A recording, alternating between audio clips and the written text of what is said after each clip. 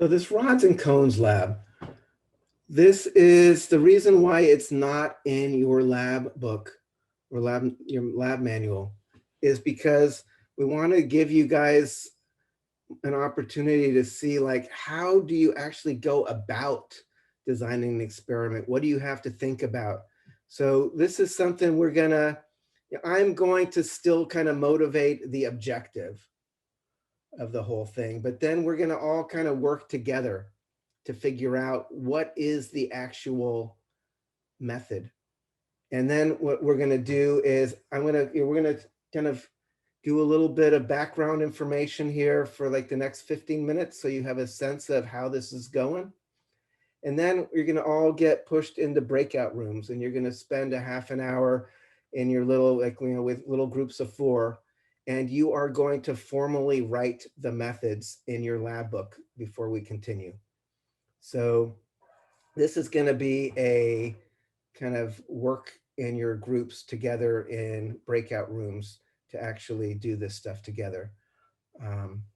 So this will actually be, it'll hopefully be fun for you because you'll get to just talk in little groups instead of just watch a little picture of me yapping on your screen. Like this class tends to be. So we've been talking a bunch about rods and cones. And again, rods are dim light, cones are bright light, rods are lower acuity, the cones are higher acuity. Another thing that I didn't mention, but I will mention because it's important for this lab.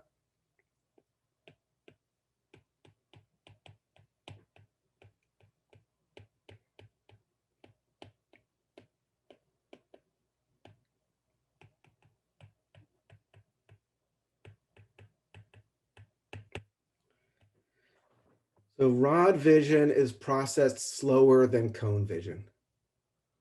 So this is partly because the rods have to kind of take in more information from lots of rods to like, is there a photon or not in these dim light conditions? So it takes longer before the brain has got the information that, that the visual information is there. Whereas the cones are more snappy. It's like, here you go, brain. Here's the information. So that is going to be important. And so what we're going to be doing in this lab is looking at visual reflexes.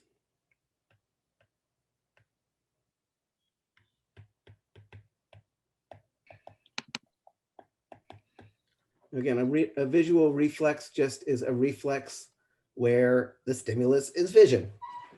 So there's some visual stimulus.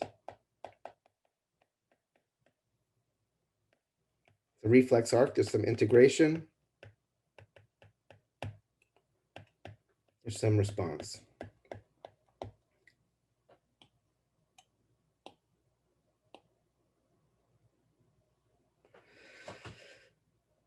So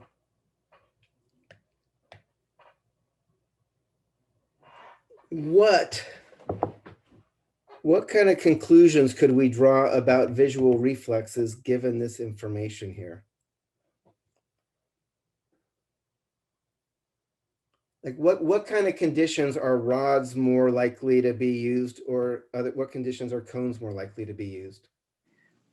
Cones will respond better to bright light and faster. All right, so let's say we're looking at a visual reflex like this in dim versus bright light.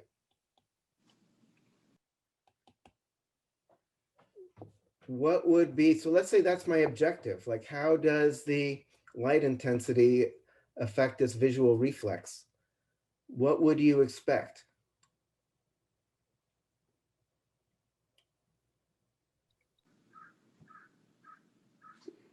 Bright light will activate the cones. Yeah, so good. And dim light will activate the rods. And what is that going to tell us about this overall reflex arc? That the cones reflex is going to be faster. Exactly. Does everybody hear Maria there? She's, in fact, that your hypotheses for this lab should be something very much along the lines of what she just said there, right? In dimmer light, where you're more in rod vision, given that this is going to be slower, you're going to probably have a slower overall speed of this reflex. Brighter light, where you're in cone vision, you're going to have a faster response since the cones are processed faster. So that is the lab in a nutshell in terms of objective and hypothesis there. What if we want to get more explicit, what is our independent variable? What's our dependent variable?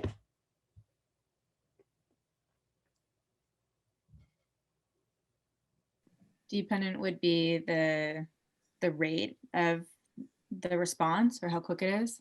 Yeah, so the speed of the reflex. And what's our independent variable? Dim or bright light. Yeah, so the light intensity.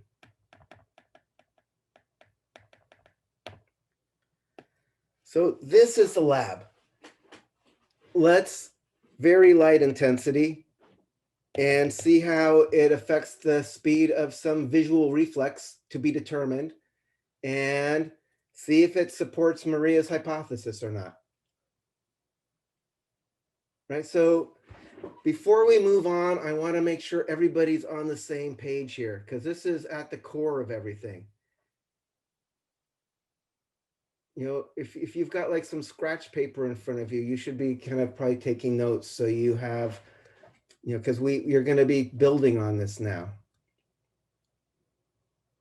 One question, Professor. Do we have to, in our hypothesis, explain why it's faster and why how they are innervated, that the cones have an individual? You can take this as a given. So your why. Okay, perfect. The why is bright light is mediated by cones, and cones are faster than rods. So that's enough of a why. But you can't just say bright light's faster. You have to say it's faster because bright light is cones and cones are faster. Okay. So now what we have to do, so this is the first step in doing an experiment, is you have a question. We have an objective, we have a hypothesis. Now we have to, we call it design the critical experiment. We have to come up with the experiment that is going to help us test our hypothesis. So light intensity is easy to adjust. You can just adjust the light in a room with a dimmer or whatever. So adjusting the independent variable is going to be easy. We just adjust how bright things are or how dim things are. This is going to be a little trickier. Speed of reflex. So what do we need to do? We have to come up with some reflex that we can measure the speed of. It has to have some visual stimulus to start it. And it has to have some response that happens where it's practical to measure the amount of time from stimulus to response so we can get the speed, see how fast it happened. So those are kind of like the constraints. It has to be visual stimulus. We have to be able to, in some practical way, measure the speed, and it should also be something we can do with the stuff we've got. And what would be some examples? What could be possible visual stimuli or visual reflexes for this experiment? Are you able to measure the pupils dilating or constricting? So that would be tricky. That would be tricky. But that is a good example. So Taylor's example is a place you might want to go when you're starting to think about doing this experiment. There is a visual reflex that we've already seen, and we could do that. Unfortunately, the equipment to measure pupil diameter is not something that we have in the lab. Could you start with the lights off and then you have an object, for example, a water bottle, I don't know, something that the person doesn't know, and then you put the lights on to dim light, see how much time it takes for them to identify the object, then do the same experiment, but to put it on all the way to bright light. Right, so there, and you're also getting a lot of trickiness there in terms of trying to, the amount of, and one thing I'll say, the difference in time from dim to bright will be measurable, but it's going to be pretty small. So if you just like set a timer and it's like how much time before they like oh, bottle versus bottle, it's like it's going to be hard to know. It's going to be hard to know if there's much of a difference, or if the difference is like, you know, just because they're like trying to remember the word for the object or something. Or instead of identifying an object, to read specifically something with the lights on, and then when we turn off or start with them, I don't know, so read something small. That's getting into the acuity stuff. Like reading using rods is almost impossible because you can't make out the letters. So we want something where there's low acuity doesn't matter. So what I can tell you, the thing that we ended up coming up with for this one, actually a friend of mine came up with, have people done the thing where you like hold a dollar bill? I mean, do I have, yeah, let me,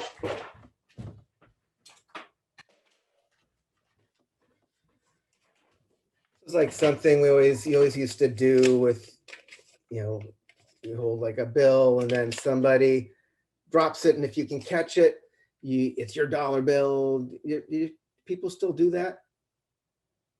No? Yes? I did it when I was younger. Yeah, it's like a classic thing. And in general, it's really hard to do it. Every once in a while somebody does it, especially if they kind of guess ahead of time. But so we adapted that. That's a visual reflex. As soon as the dollar bill starts falling, you try to grab it, right? And what we did was we decided, let's have something similar to that.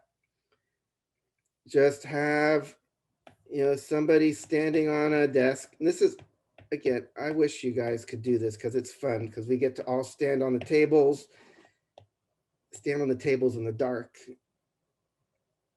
And we have a broomstick with a little piece of tape. So it's really a very clear visual thing. It's like white and black. You don't have to have a lot of fine discrimination to see it. And then you have your subject here. Oh, too high. And they got their hands kind of around, but not quite, and they're waiting. And then this person drops it. And as soon as they drop it, it's going to start falling due to gravity. And what's nice about this is there's a if you've done physics, there's a really predictable acceleration due to gravity. Things go 9.8 meters per second squared acceleration due to gravity. So, you know, X is 1/2 GT squared. So the distance, X is the distance that this falls. This is just the time in seconds. You know, for every second, it's accelerating faster and faster at this rate. You can actually get a really clear-cut relationship between how far it's gone and how much time has gone. So even if it's only a fraction of a second, it's actually fallen a distance that's actually kind of practical to measure in the lab.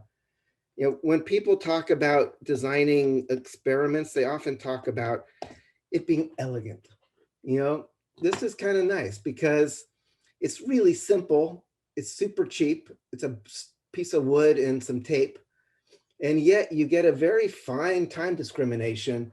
You know, just a fraction of a second is easy to measure, you know, to a pretty high degree of accuracy. All you got to do if you want to, you know, so it falls a certain amount is some X. What I'm more worried like how long did it take for this person to grab it? So I just have to do the math. That 1/2 goes on the other side, 2x, the g goes underneath, and I have to take a square root, and that's going to be the time. So it's easy to get the time it took to grab it if I measure how far did it fall before they were able to grab it. So that's going to be the task, the reflex. This person here is going to drop the stick. This person is looking, I spy with my little eye, this high contrast target. And as soon as I see the target starting to move, I grab the stick.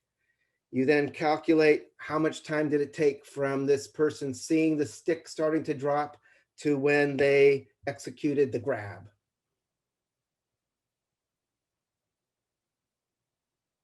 Does that make sense? What are, and then we can do it in very dim light, do it in medium light, do it in super bright light, and compare the time. So that's going to be that's the basic idea here. You're going to have, it's either going to be really bright, and we'll see how long it takes them to do this, or it's going to be really dim and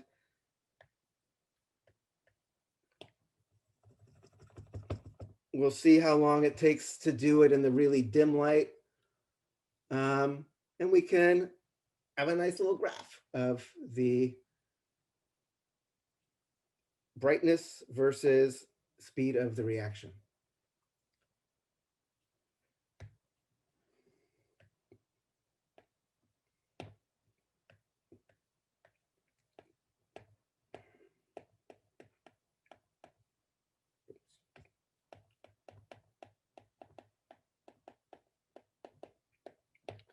What are sources of variability in this thing? Visual impairments. So visual impairments. So you want to make sure that your subject has, in fact, typically in an experiment like this, you say normal 20/20 or corrected to 20/20 vision. So you're going to, so visual acuity is definitely a part of it. If they can't see without glasses, they better be wearing their glasses. So we usually say, 20/20 or corrected to 20/20 for the subject. What are other sources of variability? But this is something you want to put in your protocol, like your criteria for your subject. Before your subject does this experiment, make sure they got their glasses or their contacts on, or else they're not going to give you good data. What are other things that are sources of variability? Mind wandering. Mind wandering, totally. Remember, we've talked about that before. So if we go back into this thing, whoops.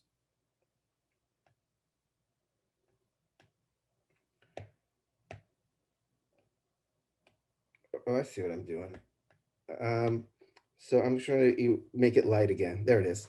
How can I, so this guy here is looking at this and he might be like, oh my God, I wonder if the percentages have changed or if what the country's going to look like, blah, blah, blah. It's like, how do we make sure that he's actually paying attention when the stick actually drops? Because we don't want the stick to drop and he go, whoa, oh, I forgot I was doing an experiment. Will the subject, we'll tell the subject, we're going to start the experiment in the next seconds. Exactly. So we've talked about this before. We'll have like a little window, it's like, say like, get ready, the next 10 seconds, like maybe a 5 or 10 second window. You don't want to say go, because then they might just hear your words and you don't want, it has to be a visual reflex, the visual stimulus, but give them a little window. And that should be in your method as well. The stick dropper will like announce the beginning of like some 5 or 10 second window so your subject knows to stay focused. So that's a good one. So the mind wandering. What's another source of variability here?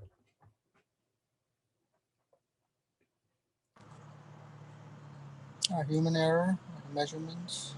Technique. So technique. So typically people practice a bit first.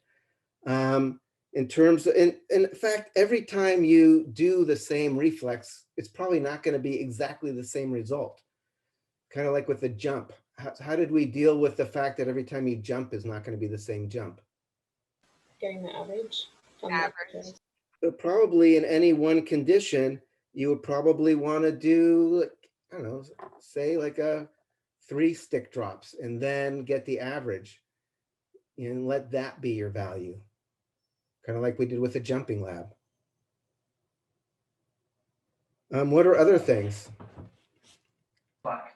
Like previous injuries, maybe to like the hand or maybe to like any kind of neural kind of reflex. Right. So you probably want to make sure that your subject does not have anything like that, that they are kind of normal functioning. So that's not playing a role. Another one I'll just mention is this formula for acceleration due to gravity is assuming that the stick starts exactly at 0 velocity. So if you give it an initial little push down or an initial little lift up, then this relationship no longer stays true. So you need to make sure that the stick dropper is gently holding the stick and lets it go from like 0 velocity. So it just accelerates purely due to gravity. Because again, if you get a little excited and give it a little push, that's gonna no longer be this formula. The formula will now have to include some initial velocity term, which we are not putting in here. So that should. I have a question about, just to make sure I'm understanding it correctly. Like when I was thinking about this, in my mind, it would have made more sense to be measuring like the accuracy of how, because you said there's tape, right? That they're trying to catch onto the closest to the tape. So wouldn't the drop be the same rate the whole time, but it's more about like the accuracy of how close they get to catching it around the tape? And so it would be the distance of that versus anything to do with the time? No, but we're worried about the speed of the reaction, the reflex, right? Right. That is our dependent variable, is the speed of the reflex. And we want to know what is the speed of the reflex. And this is going to be a pretty way to measure it. We know that they're starting with their hand at the level of the tape. The stick drops. So let's drop the stick. One hand or 2 hands, Professor? Just one hand. Okay. So the stick dropped and then they grabbed it. And now what we can do is measure this distance. How far did it drop from the moment they saw it start to drop, the stimulus, to when they actually executed the response, which is the grab. And this distance here allows us with this equation to calculate the timing of the reflex. How long did it take from the visual stimulus to the response happening? Does that make more sense? It does. It does. I'll think about it more. I think for me also, I'm like, if you're feeling it and you feel that it's dropping. No, stop. That's another source of variability. It's a visual reflex. You are so not feeling it. Okay. So it's another thing that's got to be in your methods, is your hand is close to the stick but not touching it. Because if it's touching it and you start feeling it dropping, then it's not a visual reflex anymore. Now it's a tactile reflex. So you have to make sure that they are not feeling it, explicitly make sure they're not feeling it. So that should be another thing in your methodology, like their hands are close by the tape on the stick, but not touching it. Does height have any, like the difference of height of people, like the stick dropper and the person that's grabbing it, does that have any factor into this? No, because this person here is up on a table and can hold the stick at whatever level they need to make it kind of comfortable for the person. Okay, so like a 6-foot person that's standing on the table and a 5-foot person who's going to grab it. Like, is that person bending over to kind of The person on the table will adjust themselves however they need to make it comfortable for the subject. Right? That's it's not a big deal. It's like I could have this person, maybe this person is kind of bending their legs a bit, so they're holding it just right for this person. And this other person, these person standing up more, but in whatever case, the person should be able to put out their hand and it should be near where the tape is so they can reach out, right? It's not that big a deal to like hold a stick higher or lower.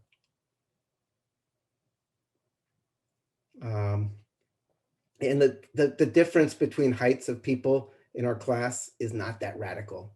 It's not like you're gonna have some giant and some like tiny little elf. It's like, but I can't get it up that high because I'm only 3 inches tall. So that's not gonna come up. So the G's, the gravity, is it always going to be 9.8 meter per second square? That is a constant of, with given the mass of the Earth, that was kind of that whole thing. Everything always falls the same speed with respect to gravity. Whether or not you are an apple or a feather in a vacuum or whatever. So other sources of variability.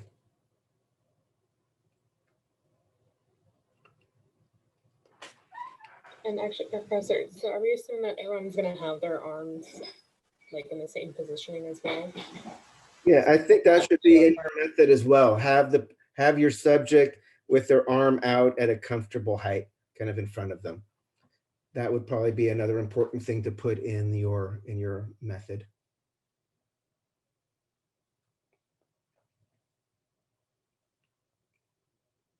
I don't know if we mentioned this. Do we also measure? Do we also have to have a timer to measure the time? No. The whole point here is the differences are way too small to actually measure accurately with a timer. How are we going to measure the timing of the reflex? Finding The distance. time using X, the distance. Exactly. You measure the distance that it fell. And then we have this nifty little equation. You plug in X, it gives you T. Tells you how long it must have been falling in order for it to have gone that distance. So this is the way we are going to measure the time without a timer. We're actually going to measure the time using a meter stick and math and physics. So then we've got a thing. We can like change the light from dim to bright, do all the stuff we've been talking about. What happens when, let's say if we make it really dark, will our eyes be working well with the rods right away?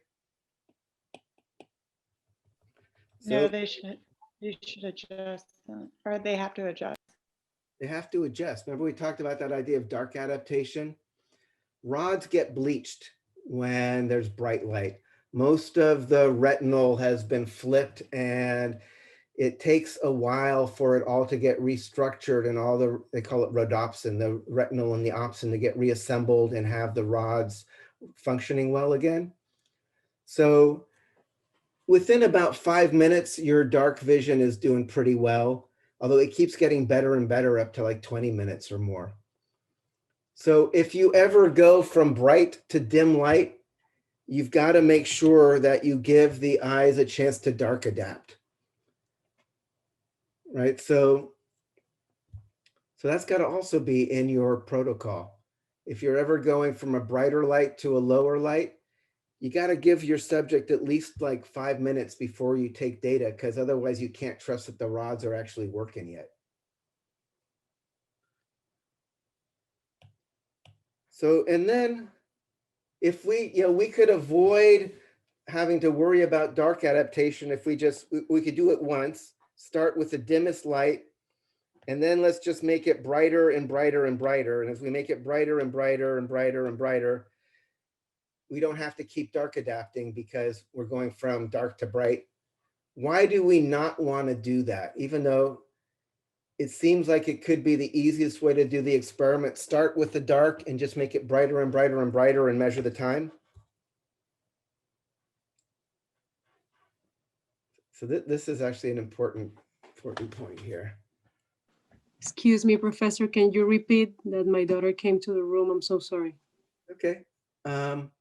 So I proposed kind of one way to design the experiment.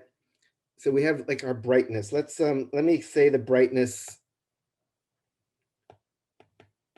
I'm going to give brightness levels 1, 2, 3, 4, 5. This is going to be super dim. This is going to be super bright, medium, bright, dim. So one thing I'm suggesting, and then we'll talk about why it's a bad suggestion. Start with super dim, do the experiment, see how fast they take, brighten it up, get your data, brighten it up, get your data, brighten your data, brighten up, get your data. So the thing that's good about this is that you avoid having to do all this start waiting for dark adaptation because you're just getting brighter and brighter. But what happens if you get, let's say this is brightness.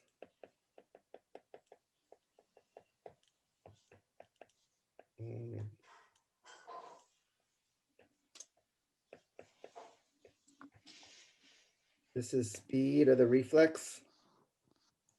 And let's say it looks like this. You know, the brighter it gets, the less, the less time it takes to grab. So it's like, whoa, looking pretty good. It's like in the brightest light, I could grab it in the least amount of time, the fastest, the dimmest light. Why would people look at this and kind of say, what would they say? So Brightness some learning check. or expectation. Condition involved. learning. I thought the same as Lauren. Like you learned. So obviously you get better when you practice things. So how do I know? This was trial, by the time they're doing this, they've already done the same thing at least like, 15, 20 times or something. How do I know this isn't about practice? So practice is another big source of variability that we need to control for. So how can we control for practice and make sure that it's the brightness that we're seeing in our graph and not just the practice getting better?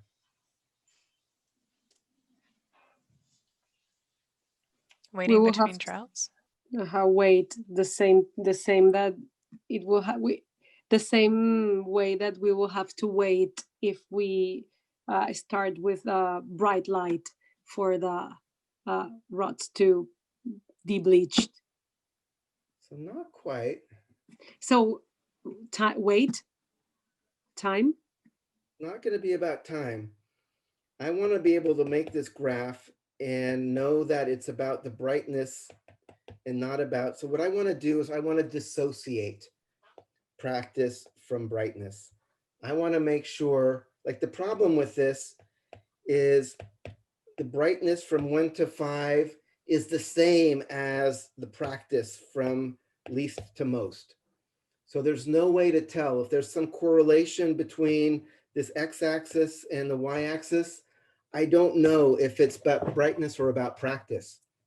So if I randomize this, if the trials are not just in and having brightness move in a regular way, right? If I had trial 1, 2, 3, 4, 5, but then the brightness was kind of mixed up. Maybe it was 2, 5, 3, 1, 4. Then when I do my graphs, I could do 2 graphs, right? I could do a graph of trial versus speed. I could do another graph of brightness versus speed. And one of them might look like that, or one of them might look like that, but they can't both look like that. if this looks like that, this is going to look like that. And if this looks like that, this is going to look like that, because the brightness and the trials don't go together anymore. So this is something that's actually really important when you're designing experiments, is to disconnect variables, particularly if there is a source of variability that might actually be an issue. You try to make sure that it is randomized with respect to the variable that you're interested in. So here we're randomizing the trial number and the brightness, so they don't go together. So it's possible to do analysis later to see which one was more important. Does that make sense? All right, so what I'm going to do now, I'm going to share screen 2. Okay, modules. We are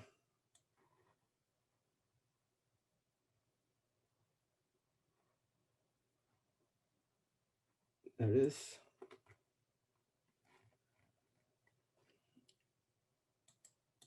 So this is under rods and cones accessory material. So you can look at this again, kind of reminding you monochromatic versus chromatic, low acuity, high acuity, sensitive and low, active and bright, slower response, faster response, saturate and become bleached in bright light. Cones do not saturate, they just stay active in bright light. So this is just kind of reminding you as you're writing things. This is kind of showing what the room looks like when we do it in real life. You know, this stick dropper stands on the table, the catcher catches the stick. This is just showing it's very dim. It's like when we first turn off the lights for the super dim, you can't see anything. You have to, like 5 minutes later, you can barely see things, but you can. You know, that's why you have to do the dark. Just to give you a sense though, of what the room actually looks like as you're doing the different trials. Here's a little YouTube thing that just shows you what it looks like when we're doing it. It's just a broom handle with a high contrast marker near the bottom here. A meter stick, pen light, for when the trials are very lowly lit room, need a pen light to measure the distance. All right, so I'm the stick dropper and I'm the stick catcher. And so the idea is I will drop the stick, and as soon as the subject notices that it is moving, she will grab the stick as fast as she can. Yeah, and it's a purely visual reflex. So we need to make sure she's actually not touching the stick before we start. Otherwise, it will become a tactile stimulus. As a stick dropper, I want to make sure I'm holding it so she can hold her hand out at a comfortable level, and that her webbing of her finger is right at the level of the marker. So that way we can measure accurately how far the stick fell before she grabbed it. Also, as a stick dropper, I want to make sure that as I drop the stick, that I don't impart any initial velocity, either lifting or pushing down, because then the formula for calculating the amount of distance fallen during a certain amount of time will no longer be valid. Also, another source of variability, we want to make sure she isn't expecting it and grabs it just because she knows it's going to happen, but we also want to make sure that she's paying attention and isn't just mind wandering. So I'm going to give her a window of, a 5-second window of get ready, and it'll drop sometime in then, so she's paying attention, but she doesn't know exactly. So she has to use the visual cue as the stimulus. So here, we'll demonstrate it right now. All right, get ready? I'm ready. All right, so you probably want to just practice a few times. Before you actually start getting real data, have your subject kind of get used to the task. Ready? Yeah. Eventually, we're going to want to actually get data. So we can show you if you want to actually figure out how far it fell. Here we go. You ready? Okay. Now we're gonna have her actually measure, because normally you have another person, but is it that a coronavirus? So This is right again, when from we the shut web of her down. finger to is now to where the black mark is, where the web of her finger was when we began. That distance is the distance that it has fallen. In centimeters. In centimeters. And then we can use the formula. The distance fallen is just 1/2 gt squared. And we can calculate accurately then exactly how many seconds it took before she grabbed it. I'm not getting any focus. So are there any questions about that?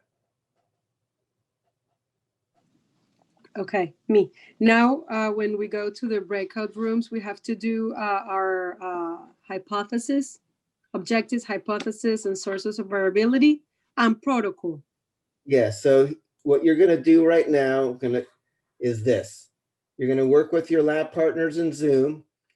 Again, the objective and hypothesis, Maria's already worked out for you, so that you just have to, you're okay.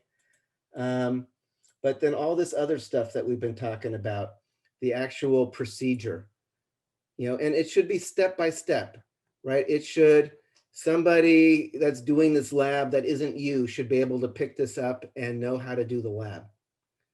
So I'm gonna give you like a half an hour. We're gonna all come back at 12:40, no, 12:20. But hopefully that's going to be enough time for you to, in your lab book, talk about what it needs to be. Actually, just kind of write it in there and upload it. Hopefully you have a chance. But in another half hour, we'll get together and talk about what actually happened if we had done the experiment. So, but for right now, what I want people to do in their breakout rooms is to actually write up the actual procedure. So are there any questions about that? Let's see. So I'm going to go to, oh, too far down. Where are we? Go here. Rods and cones lab. So rods and cones data. So what you're going to do, like, see, the nice thing about having done this already with writing out all this stuff is you don't have to do it. It's done already. And now what you're going to do is you'll get the data. And then you can use this data as your data. And then you will be able to kind of write your discussion. So if we look at the data here, whoops, hold on. Where is the data? Oh, there it is. There's the data. So here's the data. This was trial number, trial from 1 to 5. This was the light levels that we did on the particular, this was in spring 2019. This was the average distance, from those 3 drops, the average distance. So for each subject, this was the average distance for each subject. This is the average distance across all the subjects. This time is just that formula. It's actually, if you look up here, square root of 2 times theta, divided by 9.8. It's just the formula. So it's what Excel does best, calculate formulas and row after row after row after row. So let's get out of there. So then we can look at what happened. So first thing we can do is light versus distance. So here is distance fallen versus light intensity. We see a nice negative correlation. If we look at light versus time, here it's with the calculation, time in seconds, we can see the dimmer it was, dimmest light, it took the longest, like about 1/3 of a second to grab it. By the time you were in the brightest light, it was only 1/5 of a second to grab it. So we see really nice data here.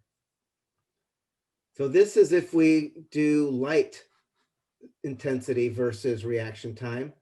The other way, what's the other thing we should look at?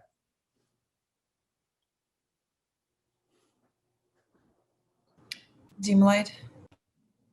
What's that?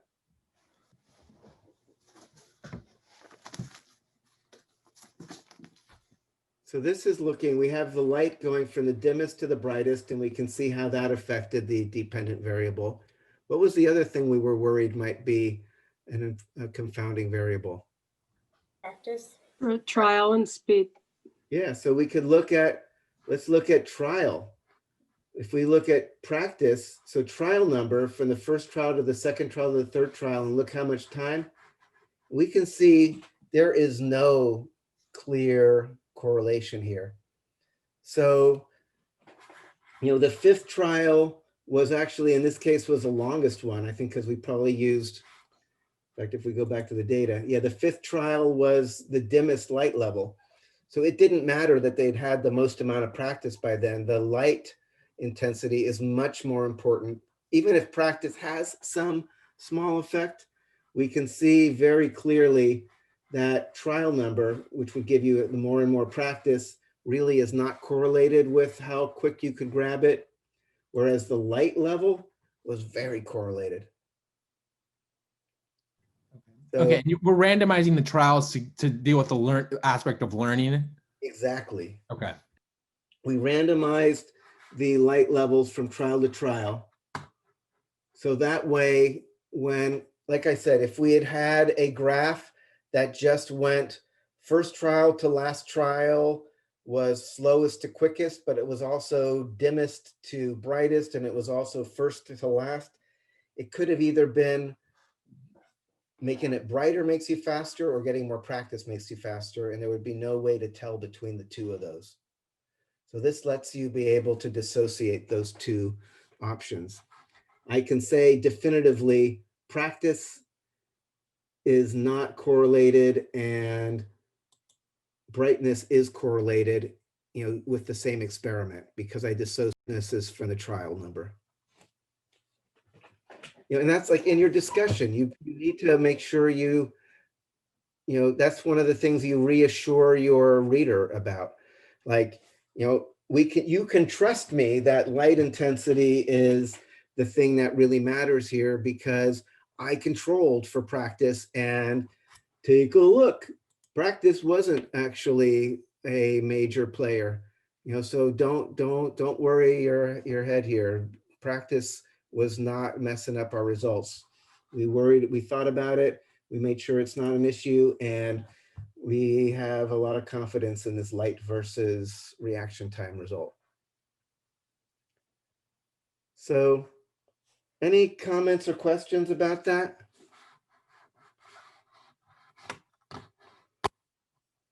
You know, so that's, I think, I mean, this also gives you a sense of what are the implications?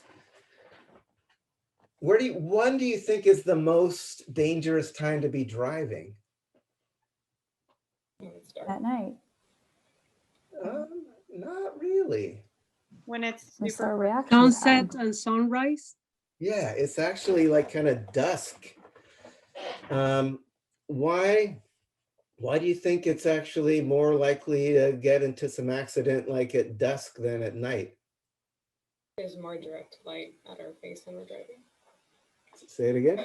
There's more light that's coming directly at our eyes when we're driving. Because of the adaptation that between the roads and the cones with the change of light, that moment. So we saw here that it actually is almost like twice as long to do the same reflex in the dim light. So, I mean, if you see something and then you need a brake, that's a visual reflex. Obstacle, foot on the brake, that's a visual reflex. That's going to be a lot slower if you're working more with your rods than with your cones, right? This isn't just about grabbing sticks. So as the sun is going down, as you're getting more into dusk, your visual reflexes, it's going to take you longer to like see something run into the street and actually stop, because the same reason it takes you longer to grab a stick, right? I mean, what happens as it gets later and later, as it actually gets into night?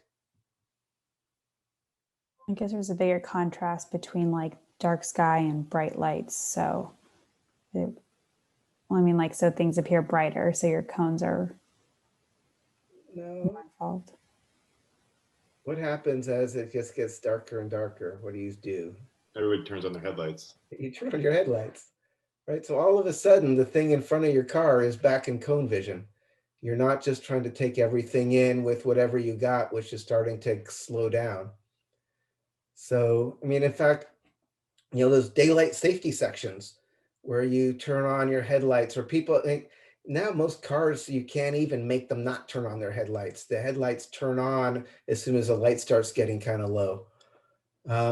Because if you have a bright light coming at you, you're going to see it. You're going to be able to have much faster reactions than if you're starting to get down more into this kind of rod vision as the lights get dimmer, and your overall reaction times are going to slow down just due to the wiring of your nervous system because of the processing time of rod vision. So, it's very practical to realize that it's not just about visual acuity, the speed of your visual reflexes from the moment you see something to you actually doing it is slower when the lights are dim, right? So there's a lot of practical implications to, it's a kind of simple experiment, but I like this one because it shows you something very, and if we did it in lab, like I've done this thing for like 20 years, and we always get beautiful results. This is not like, oh, we got lucky, I'm showing you some cherry picked data. It always looks like this. So just to kind of, I like this too, because it's simple. It shows you don't need a lot of fancy stuff to do good science. This just uses like a freaking broomstick, and it gets you some really interesting results. And I think it's useful just to kind of keep in the back of your mind, like when the lights are getting low, be more careful because your reactions are slower. Anyway, so any comments, questions, anything before we wrap this up?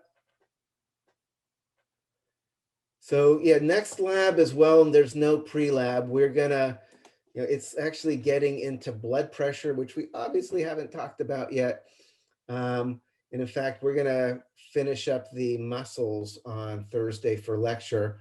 But, for our pre-lab time, we're going to introduce blood pressure. And we're going to be, in the cardiovascular system for quite a bit, starting with lab on Thursday and then through the coming week and a half or so. So, it'll be a good introduction as any to the cardiovascular system to start the blood pressure lab next class. But don't worry about getting anything ready for it. You should just be kind of catching up on your studying, because we are going to add more material on Thursday, and finish writing up. The more you write up these labs and turn them in, the less they're kind of on your plate as well. Although I think I made it due in 2 weeks or something for the final write-up.